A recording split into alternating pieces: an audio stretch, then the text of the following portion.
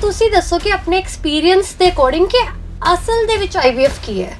Injections ਲੱਗਦੇ ਹਨ ਤੇ ਇਹਨਾਂ ਇੰਜੈਕਸ਼ਨਸ ਦੀ ਮਦਦ ਨਾਲ ਉਹਨਾਂ ਦੇ ਅੰਡੇ ਤਿਆਰ ਕੀਤੇ ਜਾਂਦੇ ਹਨ। ਹਾਂ, ਇਹ ਓਟੀ ਜ਼ਰੂਰ ਹੁੰਦਾ ਹੈ but it is a very painless process. ਕਿ ਜਿਹੜੇ ਕਿ ਨਾਰਮਲ ਕਪਲਸ ਹੁੰਦੇ ਨੇ ਉਹਨਾਂ ਨੂੰ ਵੀ ਆਈਵੀਐਫ ਦੀ ਲੋੜ ਹੁੰਦੀ ਹੈ? ਬਲੱਡ ਟੈਸਟ, ਅਲਟਰਾਸਾਊਂਡਸ, ਦੈਨ ਸੀਮਨ ਐਨਾਲਿਸਿਸ, ਇਹ ਸਾਰਾ ਕੁਝ ਕਰਕੇ ਹੀ ਅਸੀਂ ਉਹਨਾਂ ਦਾ ਟ੍ਰੀਟਮੈਂਟ ਪਲਾਨ ਡਿਸਾਈਡ ਕਰਦੇ ਹਾਂ। ਕਿਹੜੀ ਜੋੜੀਆਂ ਹੁੰਦੀਆਂ ਨੇ ਜਿਨ੍ਹਾਂ ਨੂੰ ਆਈਵੀਐਫ ਦੀ ਲੋੜ ਪੈਂਦੀ ਹੈ? ਕੁਝ ਮੇਲਸ ਜਿਨ੍ਹਾਂ ਵਿੱਚ ਈਵਨ ਸਪਰਮ ਕਾਊਂਟ 0 ਹੈ, ਉਹ ਆਈਵੀਐਫ ਦੀ ਮਦਦ ਦੇ ਨਾਲ ਆਪਣਾ ਬੱਚਾ ਕਰ ਸਕਦੇ ਹਨ। ਕਿ ਕੋਈ ਉਮਰ ਹੁੰਦੀ ਹੈ ਆਈਵੀਐਫ ਮਤਲਬ ਜੇ ਕਿ ਆਪਾਂ ਕਰਾਉਣਾ ਚਾਹੁੰਦੇ ਹਾਂ? ਤੁਸੀਂ ਵੇਟ ਕਰਦੇ ਰਹੋ ਤੇ ਕਿ ਚਲੋ ਮੇਰੇ ਕੋਲ ਤਾਂ 50 ਇਅਰਸ ਤੱਕ ਦਾ ਟਾਈਮ ਹੈ, ਵੀ ਆਰਾਮ ਨਾਲ ਮੈਂ ਜਦੋਂ ਮਰਜ਼ੀ ਕਰਾ ਲਾਂਗੀ। ਐਗਜ਼ੈਕਟ ਟਾਈਮ ਹੁੰਦਾ, ਸਹੀ ਟਾਈਮ ਕੀ ਹੁੰਦਾ ਤੁਹਾਡੇ ਮੁਤਾਬਿਕ? ਤੁਹਾਡੀ ਮੈਰਿਜ ਹੋਈ ਹੈ then maybe you can try for 6 months. ਅਗਰ ਨਹੀਂ ਕਨਸੀਵ ਹੋ ਰਿਹਾ ਤਾਂ ਜਲਦੀ ਡਾਕਟਰ ਨੂੰ ਵਿਜ਼ਿਟ ਕਰੋ। ਇਕਸੀ ਕੀ ਹੁੰਦਾ ਹੈ? ਵੀ ਪਿਕ ਅਪ ਵਨ ਸਪਰਮ ਤੇ ਅਸੀਂ ਉਹਨੂੰ ਐਗ ਦੇ ਵਿੱਚ ਇੰਜੈਕਟ ਕਰ ਦਿੰਦੇ ਆ। ਨੀਲ ਸਪਰਮ ਜਿਹਨਾਂ ਦੇ ਕਾਊਂਟ ਹੁੰਦਾ ਹੈ ਤੇ ਕੀ ਉਹਨਾਂ ਲਈ ਵੀ ਆਈਵੀਐਫ ਹੈਲਪਫੁਲ ਹੈ? We can help some of them depending ਕਿ ਉਹਨਾਂ ਦਾ ਰੀਜ਼ਨ ਕੀ ਹੈ ਨੀਲ ਸਪਰਮ ਕਾਊਂਟ ਦਾ। ਡਾਇਰੈਕਟਲੀ ਗੋਲੀ ਵਿੱਚੋਂ ਹੀ ਮਤਲਬ ਟੈਸਟਿਸ ਦੇ ਵਿੱਚੋਂ ਹੀ ਸਪਰਮਸ ਕੱਢ ਕੇ ਉਹਨਾਂ ਦੇ ਐਗਸ ਦੇ ਨਾਲ ਵਿੱਚ ਇੰਜੈਕਟ ਕਰ ਦਿੰਦੇ ਆ। ਜਿਨ੍ਹਾਂ ਦੀ ਫੈਮਿਲੀ ਦੇ ਵਿੱਚ ਜੈਨੇਟਿਕ ਡਿਜ਼ੀਜ਼ਸ ਜਿਹੜੇ ਚੱਲਦੀਆਂ ਆ ਰਹੀਆਂ ਹੁੰਦੀਆਂ ਨੇ ਉਹਨਾਂ ਬਾਰੇ ਕੀ ਜਾਣਕਾਰੀ ਦੇਣਾ ਚਾਹੋਗੇ? ਥੈਲੇਸੀਮੀਆ ਮੇਜਰ ਬੱਚਾ ਨਾ ਪੈਦਾ ਹੋ ਜਾਏ तो such people can actually take help of IVF। ਇਹ ਥੈਲੇਸੀਮੀਆ ਕੀ ਕਿਹਾ ਤੁਸੀਂ ਵੈਸੇ? ਇਹ ਮੈਨੂੰ ਸਮਝ ਹੀ ਨਹੀਂ ਆਇਆ। ਅਗਰ both husband and wife are thalassemia minor, okay, then they can have a child, 25% chance a thalassemia major child। IVF plan ਕਰ ਰਹੇ ਕਪਲਸ ਨੂੰ ਕੀ ਪ੍ਰੀਕਾਸ਼ਨਸ ਜਿਹੜੀ ਕਿ ਲੈਣੀਆਂ ਚਾਹੀਦੀਆਂ ਨੇ? You can do yoga, you can do brisk walking, cycling ਜਾਂ ਕਿਸੇ ਵੀ ਫਾਰਮ ਵਿੱਚ। ਜਿਹੜੇ ਆਈਵੀਐਫ ਕਰਾਉਣਾ ਚਾਹ ਰਹੇ ਨੇ ਉਹਨਾਂ ਨੂੰ ਵੀ ਮਤਲਬ weight loss ਕਰਵਾਉਣਾ ਤੇ ਨਾਰਮਲ ਲਈ ਤਾਂ ਮੈਨੂੰ ਲੱਗਦਾ weight loss ਜ਼ਰੂਰੀ ਹੈ ਹੀ। ਅੱਜ ਕੱਲ੍ਹ ਦੀ ਜਨਰੇਸ਼ਨ ਸਮੋਕਿੰਗ, ਐਲਕੋਹਲ ਸਾਨੂੰ ਪਤਾ ਹੀ ਹੈ। ਆਈਵੀਐਫ ਬਾਰੇ ਕਈ ਮਿਥਸ ਵੀ ਜਿਹੜੇ ਸਾਡੇ ਸਾਹਮਣੇ ਆਉਂਦੇ ਆ। ਜੇ ਤੁਸੀਂ ਸਮੋਕ ਕਰਦੇ ਹੋ then ideally you should stop smoking 3 months before IVF। ਕਿ ਜੋ ਪੀਜੀਟੀ ਹੁੰਦਾ ਹੈ ਉਹ ਨਾਰਮਲ ਕਪਲਸ ਲਈ ਵੀ ਹੈਲਪਫੁਲ ਹੈ? ਤੁਸੀਂ ਪੀਜੀਟੀ ਇਹਨਾਂ ਕਪਲਸ ਵਿੱਚ ਕਰਕੇ ਕਾਮਨੈਸਟ ਰੀਜ਼ਨਸ ਆਫ ਅਬੋਰਸ਼ਨ ਨੂੰ ਐਕਸਕਲੂਡ ਕਰ ਸਕਦੇ ਹੋ। ਐਟ ਦਾ ਐਂਡ ਤੁਸੀਂ ਕੀ ਕਹਿਣਾ ਚਾਹੋਗੇ ਜਿਹੜੇ ਕਿ ਆਈਵੀਐਫ ਲੈਣਾ ਚਾਹੁੰਦੇ ਨੇ? ਕਪਲਸ ਨੂੰ ਪਤਾ ਹੈ ਕਿ ਉਹਨਾਂ ਨੂੰ IVF ਦੀ ਜ਼ਰੂਰਤ ਹੈ, ਮੈਂ ਉਹਨਾਂ ਨੂੰ ਕਹੂੰਗੀ ਕਿ ਟਾਈਮਲੀ ਟ੍ਰੀਟਮੈਂਟ।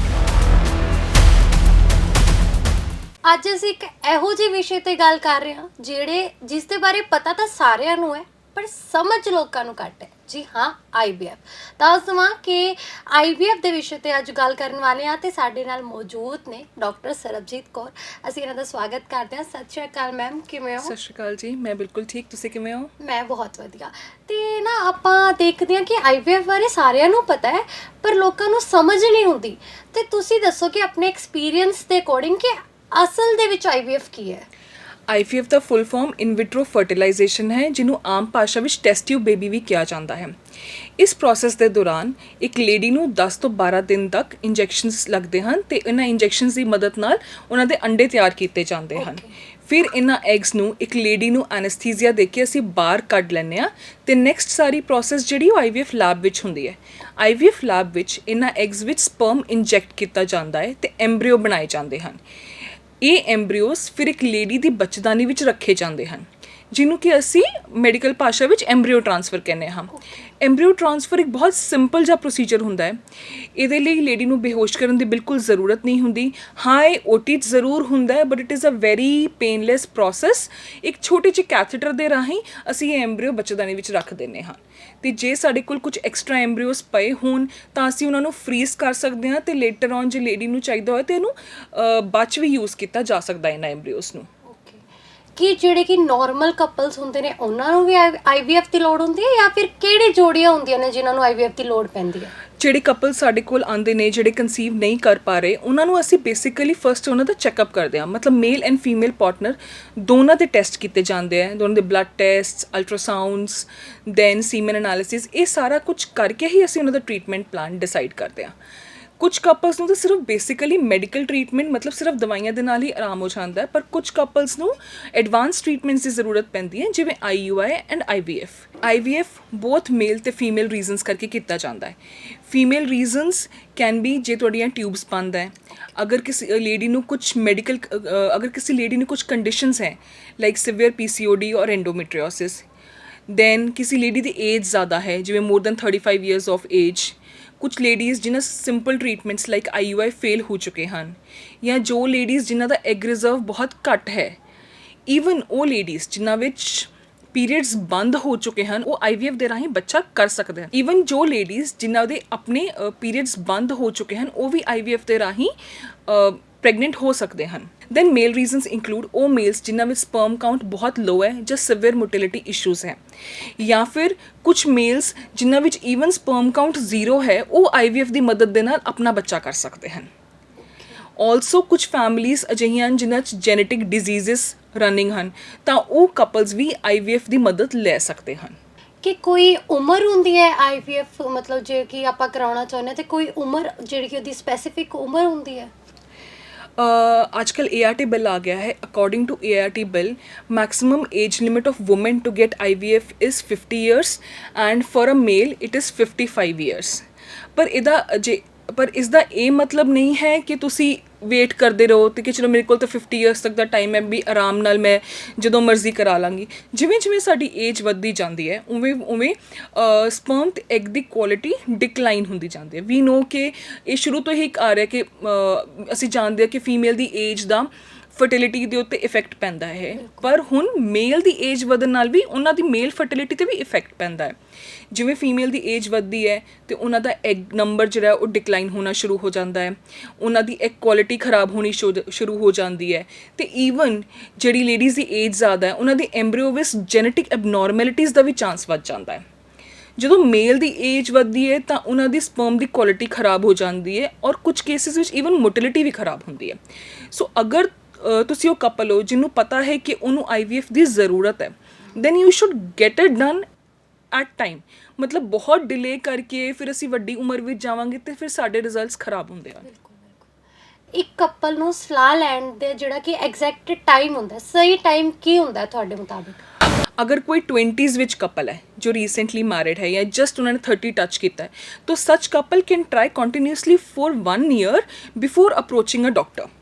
लेकिन अगर तुहाडी एज एट मैरिज ज़्यादा है जिमें इफ़ यू आर अराउंड 35 तो तुहाडी मैरिज हुई है then maybe you can try for 6 months. अगर नहीं कंसीव हो रहा तो जल्दी डॉक्टर नू विजिट करो। बट अगर तुसी अराउंड ऑलरेडी 40 साल के आस पास हो जो तुहाडी मैरिज हुई है then you should visit your doctor as soon as then you should visit your doctor immediately after marriage। But अगर तुहानू पता है कि तुहानू अजिही कोई कंडीशन है which is problematic like you have PCOD, तुहानू डिलेड साइकल्स है, तुहानू रेगुलर पीरियड्स नहीं आते, then you will not wait for this 6 months और 1 ईयर। तुसी जल्दी अप्रोच करोगे डॉक्टर नू बिकॉज अगर तुहानू डिलेड साइकल्स है दैट मीनस एग बनन विच ते रिलीज़ होने विच दिक्कत है दैन इन दोज केसिस तुसी ये नॉर्मल 6 मंथ्स या 1 ईयर का वेटिंग पीरियड ना पा के तुसी अपने डॉक्टर नू जल्दी विजिट करोगे। ਤੇ ਇਕਸੀ ਕੀ ਹੁੰਦਾ ਹੈ? ICSI is basically technique in which we pick up one sperm ते असी उन्हों एग दे विच इंजैक्ट कर दिंदे आ। This is slightly different from IVF। Conventional IVF विच असी एग दे अराउंड स्पर्म्स एक पेट्री डिश विच ले कर दिंदे आ and we allow sperms to directly reach the egg.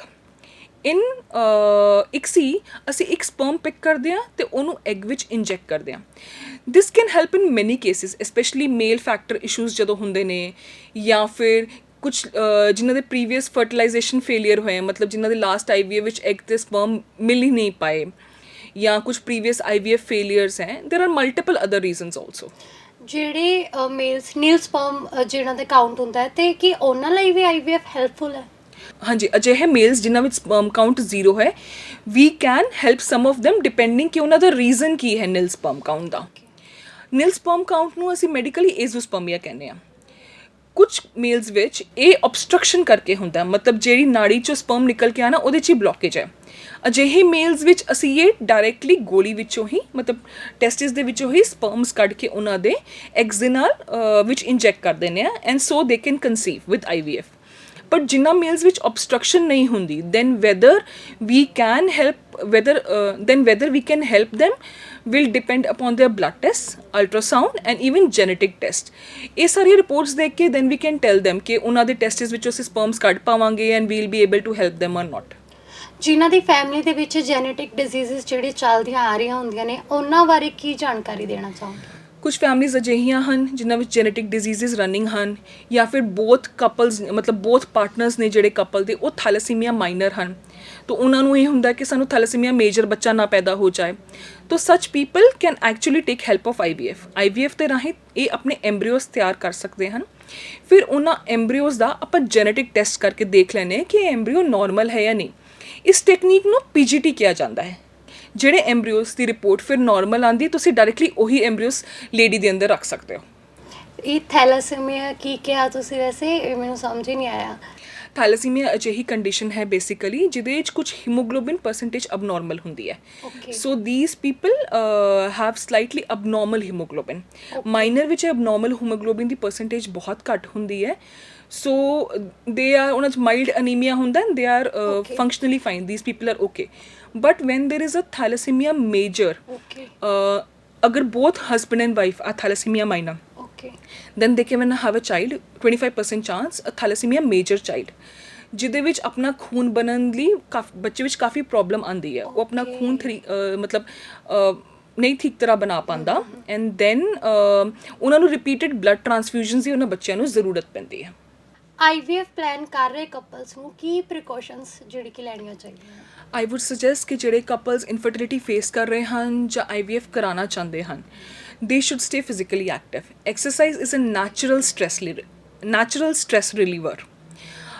Exercise ਨਾਲ ਥੋੜਾ weight ਕੰਟਰੋਲ ਵਿੱਚ ਰਹਿੰਦਾ ਹੈ ਐਂਡ ਦੈਨ ਆਲਸੋ ਇਹਦੇ ਨਾਲ ਜਿੰਨੇ ਵੀ ਟ੍ਰੀਟਮੈਂਟਸ ਨੇ ਉਹਨਾਂ ਦੀ ਸਕਸੈਸ ਰੇਟ ਇਨਕਰੀਜ਼ ਹੁੰਦੀ ਹੈ। ਐਕਸਰਸਾਈਜ਼ ਤੁਸੀਂ ਕਿਸੇ ਵੀ ਫਾਰਮ ਵਿੱਚ ਕਰ ਸਕਦੇ ਹੋ। You can do yoga, you can do brisk walking, cycling ਜਾਂ ਕਿਸੇ ਵੀ ਫਾਰਮ ਵਿੱਚ।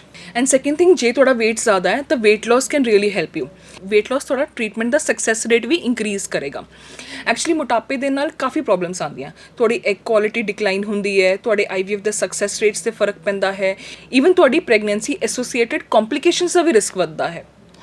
ਕਿ ਮਤਲਬ ਜਿਹੜੇ ਆਈਵੀਐਫ ਕਰਾਉਣਾ ਚਾਹ ਰਹੇ ਨੇ ਉਹਨਾਂ ਨੂੰ ਵੀ ਮਤਲਬ weight loss ਕਰਵਾਉਣਾ ਤੇ ਨਾਰਮਲ ਲਈ ਤਾਂ ਮੈਨੂੰ ਲੱਗਦਾ weight loss ਜ਼ਰੂਰੀ ਹੈ ਹੀ। weight loss ਅੱਜ ਕੱਲ੍ਹ ਦੀ ਜਨਰੇਸ਼ਨ ਲਈ ਬਹੁਤ ਜ਼ਰੂਰੀ ਹੈ। ਮੋਟਾਪੇ ਕਰਕੇ ਆਲਮੋਸਟ ਅੱਜ ਕੱਲ੍ਹ ਦੀ ਜਨਰੇਸ਼ਨ ਨੂੰ ਕਾਫੀ ਮੋਟਾਪੇ ਕਰਕੇ ਹੀ ਬਿਮਾਰੀਆਂ ਲੱਗ ਰਹੀਆਂ ਹਨ, ਜਿਵੇਂ ਕਿ ਛੋਟੀ ਉਮਰ ਵਿੱਚ blood pressure, diabetes, PCOD. Also couples ਜਿਹੜੇ IVF ਟਰਾਈ ਕਰ ਰਹੇ ਹਨ, they should eat healthy and they should avoid junk food. ਇਹ ਬਹੁਤ ਜ਼ਰੂਰੀ ਹੈ। ਜੰਕ ਫੂਡ ਅਗੇਨ ਤੁਹਾਨੂੰ ਮੋਟਾ ਕਰਦਾ ਹੈ। You should eat healthy, you should eat normal home cooked food. Also ਅੱਜ ਕੱਲ੍ਹ ਦੀ ਜਨਰੇਸ਼ਨ ਸਮੋਕਿੰਗ, ਐਲਕੋਹਲ, ਸਾਨੂੰ ਪਤਾ ਹੀ ਹੈ, ਰਾਈਟ।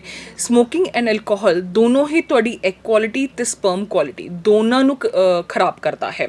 ਜੇ ਤੁਸੀਂ ਸਮੋਕ ਕਰਦੇ ਹੋ then ideally you should stop smoking 3 months before IVF, because smoking ਦਾ ਸਪਰਮ ਕੁਆਲਿਟੀ 'ਤੇ ਕਾਫੀ ਬੁਰਾ ਇਫੈਕਟ ਪੈਂਦਾ ਹੈ।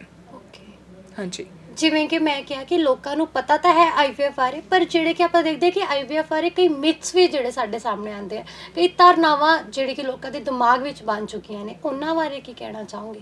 ਲੋਕਾਂ ਵਿੱਚ ਇੱਕ ਧਾਰਨਾ ਹੈ ਕਿ IVF ਦੇ ਰਾਹੀਂ ਟਵਿਨਸ ਰਹਿੰਦੇ ਹਨ। ਇਹ ਸੱਚ ਨਹੀਂ ਹੈ। IVF ਦੇ ਪ੍ਰੋਸੈਸ ਵਿੱਚ ਯੂਜਲੀ ਇੱਕ ਤੋਂ ਵੱਧ ਐਮਬਰੀਓ ਰੱਖਿਆ ਜਾਂਦਾ ਹੈ। ਇਹ IVF ਦੇ ਸਕਸੈਸ ਰੇਟਸ ਇਨਕਰੀਜ਼ ਕਰਨ ਲਈ ਕੀਤਾ ਜਾਂਦਾ ਹੈ, ਪਰ ਜ਼ਰੂਰੀ ਨਹੀਂ ਹੈ ਕਿ ਜਿੰਨੇ ਐਮਬਰੀਓਜ਼ ਰੱਖੇ ਗਏ ਉਹ ਸਾਰੇ ਦੇ ਸਾਰੇ ਚਿਪਕ ਕੇ ਤੁਹਾਨੂੰ ਪ੍ਰੈਗਨੈਂਸੀ ਦੇਣ।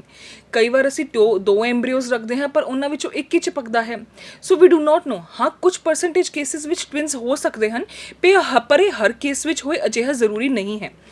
ਲੇਕਿਨ ਜੇ ਕੋਈ ਕਪਲ ਅਜਿਹਾ ਹੈ ਜਿਹੜਾ ਬਿਲਕੁਲ ਸ਼ੋਰ ਹੈ ਕਿ ਸਾਨੂੰ ਟਵਿਨਸ ਨਹੀਂ ਚਾਹੀਦੇ, ਵੀ ਸਾਨੂੰ ਸਿੰਗਲ ਬੱਚਾ ਚਾਹੀਦਾ ਹੈ, ਉਹ ਆਪਣੀ ਬੱਚੇਦਾਨੀ ਵਿੱਚ ਇੱਕੋ ਬੇਬੀ ਰਖਵਾ ਸਕਦੇ ਹਨ।